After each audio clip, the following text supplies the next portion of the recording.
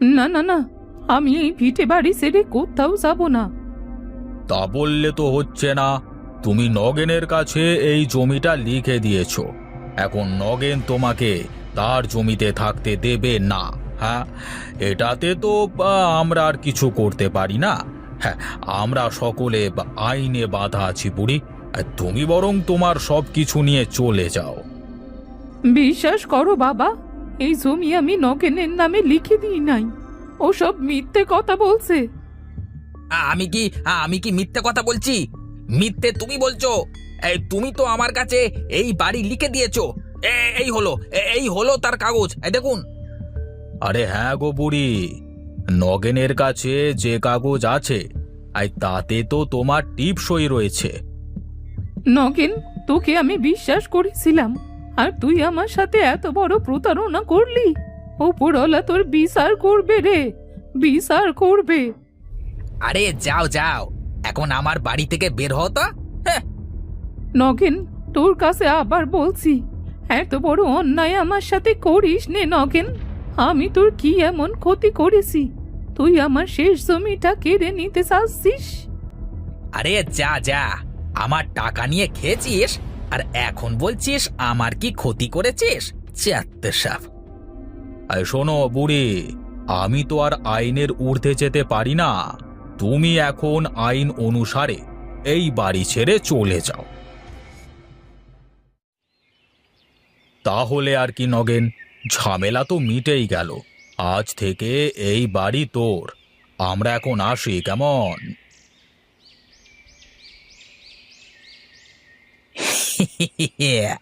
আরে কেমন করে এই বাড়িটা নিজের দখলে নিয়ে নিলাম। আর বুড়ি, তুমি আমাকে ছেলে বলেছিলে তাই না? আমি এখন কি করব? আমার যে আমার যে সব শেষ হয়ে গেল। কোথায় যাব আমি? হে বিধাতা, আমায় রক্ষে করো, রক্ষে করো আমায়। হ্যাঁ বুঝলি গণেশ, মামা বাড়িতে খাওয়ার মজাই আলাদা।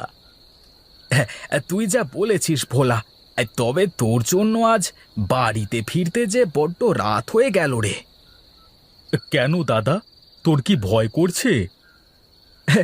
এই গভীর জঙ্গলের রাস্তা দিয়ে রাতের বেলায় যাচ্ছি তো, ভয় তো একটু করবেই তাই না?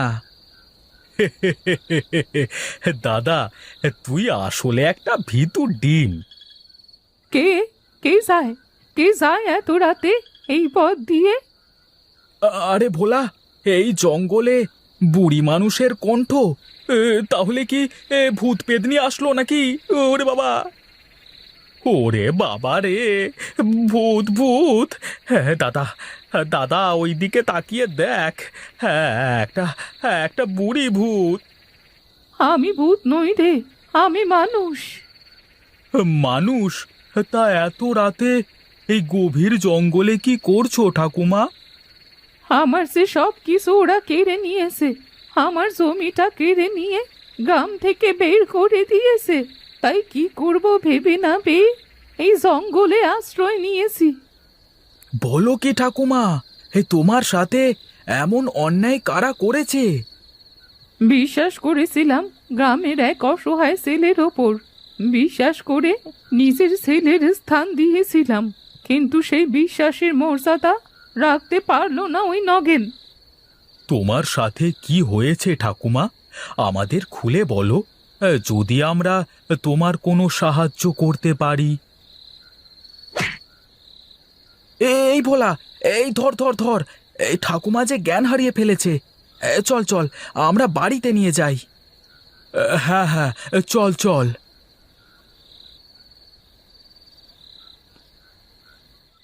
আমি কোথায়? ভয় নেই ঠাকুমা, তুমি আমাদের দুই ভাইয়ের বাড়িতে আছো। ঠাকুমা, তুমি হঠাৎ জঙ্গলের মধ্যে জ্ঞান হারিয়ে পড়ে গিয়েছিলে, তারপর আমরা তোমাকে আমাদের বাড়িতে নিয়ে এসেছি। ঠাকুমা, তুমি বলেছিলে তোমার শেষ জমিটা কেউ যেন কেড়ে নিয়েছে। আমি আমার গ্রামের নগেনকে খুব ভালোবাসতাম। আমি ওকে আমার নিজের ছেলের মতো করে ভালোবেসেছিলাম। আর অনেক বিশ্বাস করতাম ওকে। সেই বিশ্বাসের সুযোগ নিয়ে ও আমার সাথে বিশ্বাসঘাতকতা করেছে। একদিন রাতেও আমার কাছে আসে।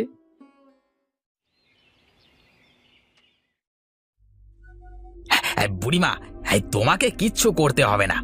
তুমি শুধু এই কাগজটা একটা টিপ সই দিয়ে দাও, ব্যাস। বাকিটা আমি দেখে নিচ্ছি, ঠিক আছে? এই কাগজে কি লেখা আছে রে নগেন? তেমন কিছু না বুড়িমা।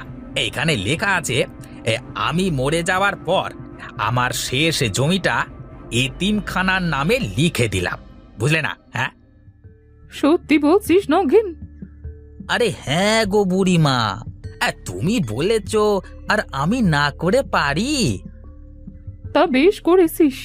আমার এইটুকুই তো জমি, আর এই শেষ জমিটা যদি এতিমখানা তৈরি হয়, আমি মরেও শান্তি পাবো রে। দে দে, কোথায় টিপ সই দিতে হবে দে। এই যে এখানে দিলেই হবে।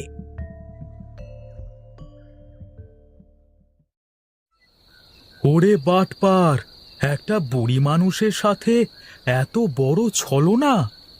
এর উচিত শিক্ষা দিতে হবে ভোলা। ঠাকুমা, তুমি চিন্তে করো না, আমরা দুই ভাই তোমার শেষ জমিটা তোমার কাছে ফিরিয়ে দেব, আর ওই প্রতারককে উচিত শিক্ষা দেব, কঠিন শিক্ষা। না না দাদু ভাই, আমার জন্যে তোমাদের এত বড় ভয়ঙ্কর সিদ্ধান্ত নিতে হবে না। ওই নগেন তোমাদের ক্ষতি করতে পারে। ঠাকুমা, তুমি চিন্তা করো না, আমরা দুই ভাইও কম না। হ্যাঁ ঠাকুমা, আমাদের দুই ভাইয়ের বুদ্ধির কাছে ও কিছুই করতে পারবে না। তাও আর একটাও কথা না, তোমার শরীরটা ভালো না, এখন তুমি বিশ্রাম নাও। ভোলা, চল আমরা গিয়ে ওই নগেনের একটা ব্যবস্থা করে আসি। হ্যাঁ, কাল সকাল থেকে আমাদের মিশন নগেন। ওহে ভোলেনাথ, ওং হ্রিং ব্রিং ছটফট। ওহে ভোলেনাথ, ভোলে বাবা, ওং হ্রিং ব্রিং ছটফট খট। এই সাধু বাবা, আমার বড় কষ্ট, দয়া করে আমার কষ্টের সমাধান করে দেন। আমি কে তোর কষ্টের সমাধান করবার? তোর কষ্টের সমাধান তুই নিজে। তুই যে বিষয়ে কষ্ট পাচ্ছিস সেই বিষয়টা ভুলে যা, তাহলেই তো আর কষ্ট পাবি না রে খ্যাপা। হ্যাঁ হ্যাঁ, তাই তো। এই কথা আগে চিন্তা করিনি তো। আমি আজ থেকে সব ভুলে যাব, তাহলে তো আর কষ্ট হবে না। সত্যি সাধু বাবা, আপনি না মহান। বল খেপি, তোর কি সমস্যা? সাধু বাবা, আমার স্বামী আমাকে অনেক অত্যাচার করে, শুধু ধরে ধরে মারে, কাজ করে না, শুধু নেশা করে। আপনি কিছু একটু করেন বাবা। যা তুই, তোর স্বামীকে ছেড়ে দে, দেখবি তোর সব সমস্যার সমাধান হয়ে যাবে। এ কি বলছেন আপনি? আমি স্বামী ছেড়ে দিলে তো বিধবা হয়ে যাব। মূর্খ, তুই মূর্খ! তোর স্বামী কি মরে যাচ্ছে যে তুই বিধবা হয়ে যাবি? হ্যাঁ হ্যাঁ, তাই তো। ঠিক আছে সাধু বাবা, আজ আমি আমার স্বামীকে ছেড়ে দেব। আরে আরে, এই সাধু তো দেখছি এই সবার সমস্যা এক চুটকিতে সমাধান করে দিচ্ছে। এই যাই যাই, আমি গিয়ে এই সাধু বাবার থেকে একটা তাবিজ নিয়ে আসি। আমার তো আবার বিয়েই হচ্ছে না বাবা, এই যদি সাধুর তাবিজে বিয়ে হয়ে যায়। সাধু বাবা, আমাকে বাঁচান, সাধু বাবা আমাকে বাঁচান। বল, তোর কি সমস্যা? আপনি তো অন্তর্যামী, আপনি তো সবই জানেন। আমি আর কি বলবো, লজ্জা লাগে তো। হ্যাঁ, তা তো জানি। তুই ওই বুড়িটাকে কিভাবে ফাঁকি দিয়েছিস? এই রে, ধরা খেয়ে গেলাম, কেলো করেছে রে। এ যে দেখছি কেঁচো খুঁড়তে গিয়ে সাপ বের হয়ে আসছে। কি রে, চুপচাপ আছিস কেন? ভয় পাস না, আমি এই কথা কাউকে বলবো না। এই সত্যি বলছেন? মূর্খ, সাধুরা কখনো মিথ্যে বলে না। হে বেশ সত্যি বাবা, হে আপনি মহান। বাবা, আমার এখন সবই আছে, কিন্তু কিন্তু বউ নেই, এই তো। জয় জয় বাবা, হে আপনার জয় হোক। আপনি তো আমার মনের কথা জানেন। ওরে বাবা অন্তর্যামী। মূর্খ বালক, এ কোনো সাধারণ সাধু ভেবেছিস? এ হলো হিমালয়ের ধ্যান করা সাধু। চুপ কর বৎস, চুপ কর। নগেন শোন, তোর বিয়ের আমি ব্যবস্থা করব। এর জন্য তোকে একটা কাজ করতে হবে। হ্যাঁ বাবা, বলুন কি করতে হবে, আমি সব করতে পারবো। বিয়েটা আগে। আজ রাতে আমরা দুজন তোর বাড়িতে যাব রাতের ভোজ খেতে। তুই আমাদের জন্য রাতের ভোজনের ব্যবস্থা করবি। এই কথা, ঠিক আছে বাবা, আমি তাহলে এখন আসি, কেমন?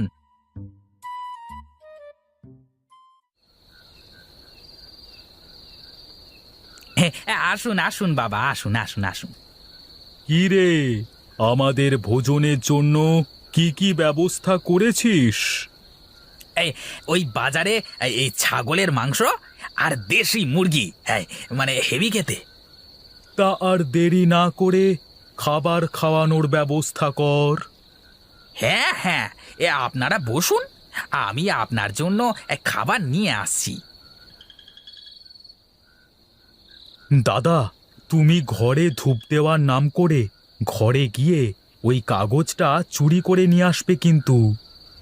আরে হ্যাঁ হ্যাঁ, তুই চিন্তা করিস না, এখন চুপ কর। নিন বাবা, নিন নিন। হ্যাঁ, এই ভক্তের এই সামান্য বা আপ্যায়ন গ্রহণ করুন। মানে যা, তুই গিয়ে ওর ঘরের সব দোষ কাটিয়ে আয়। আরে কোথায় রেখেছে কাগজটা, কোথায় রেখেছে? এই তো পেয়েছি। হ্যাঁ বাবা, আমার কাজ হয়ে গেছে, চলুন। চিন্তা করিস না বৎস, তোর বিয়ে অতি সন্নিকটে। আমি এখন আসি রে। যাক, এবার যদি বিয়েটা হয়ে যায় তাহলে বেশ ভালোই হবে। মাস্তি মাস্তি। এই বুড়ির বাড়ির সাথে নতুন বউও পাওয়া যাবে। ডিকেচকে ডিকেচকে ডিকেচকে।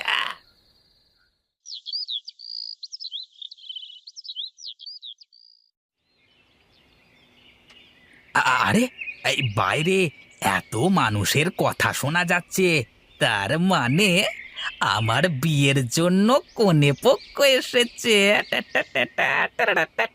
এই যাই যাই, তাড়াতাড়ি বাইরে যাই। কি এই বুড়ি তুমি? শুধু বুড়ি না, আমরাও আছি নগেন। তোর বিশ্বাসঘাতকতার সকল প্রমাণ আমার কাছে আছে। কি বলছেন মোড়ল মশাই? ভালোই ভালোই দোষ স্বীকার করে নাও, না হলে মার কিন্তু একটাও মাটিতে পড়বে না। এই জমি বুড়ি আমার নামে লিখে দিয়েছে, তার কাগজ আমার কাছে আছে। তা বেশ, আসল কাগজ বের করে নিয়ে এসো, তাহলে আমরা বিশ্বাস করব।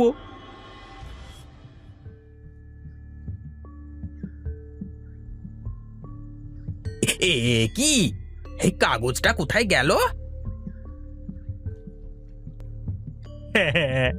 বুড়িমা, বুড়িমা তুমি আমাকে মাফ করে দাও বুড়িমা, আমি লোভে পড়ে এই অন্যায় করে ফেলেছি। এই কান ধরছি, আমাকে তুমি মাফ করে দাও। যা এখন, এইখান থেকে দূর হয়ে যা। আমাদেরও ভুল হয়ে গেছে বুড়ি, তুমি আমাদের ক্ষমা করে দিও। এই সকলে চলো। তোদের দু ভাইকে কি বলেছে ধন্যবাদ দেব? এ কি বলছো ঠাকুমা? তোমার শেষ জমিটা রক্ষা করতে পেরে আমাদেরও ভালো লাগছে। চল, আমাদের কাজ শেষ।